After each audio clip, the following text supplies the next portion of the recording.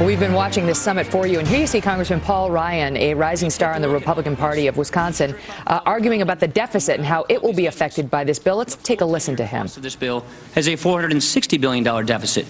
The second 10-year cost of this bill has a $1.4 trillion deficit. And I think probably the most cynical gimmick in this bill is something that we all probably agree on. We don't think we should cut doctors 21% next year. We've stopped those cuts from occurring every year for the last 7 years.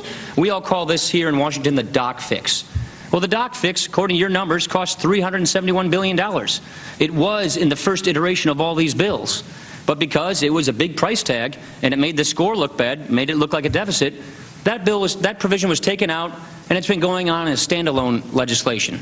But ignoring these costs does not remove them from the backs of taxpayers.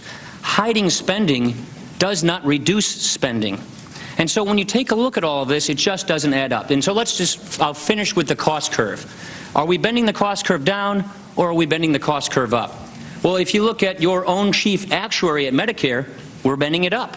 He's claiming that we're going up $222 billion, adding more to the unsustainable fiscal situation we have.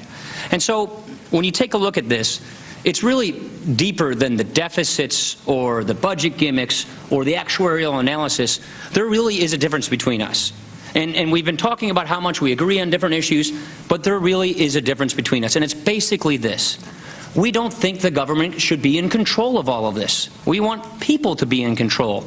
And that, at the end of the day, is the big difference. Now, we've offered lots of ideas all last year, all this year, because we agree that status quo is unsustainable. It's got to get fixed.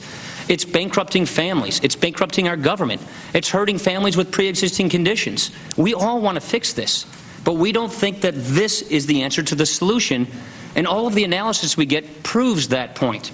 Now, I'll just simply say this, and I respectfully disagree with the Vice President about what the American people are or are not saying, or whether we're qualified to speak on their behalf. So we are all representatives of the American people. We all do town hall meetings. We all talk to our constituents. And I've got to tell you, the American people are engaged. And if you think they want a government takeover of health care, I would respectfully submit you're not listening to them. So what we simply want to do is start over, work on a clean shaded paper, move through these issues step by step, and fix them and bring down health care costs and not raise them. And that's basically the point.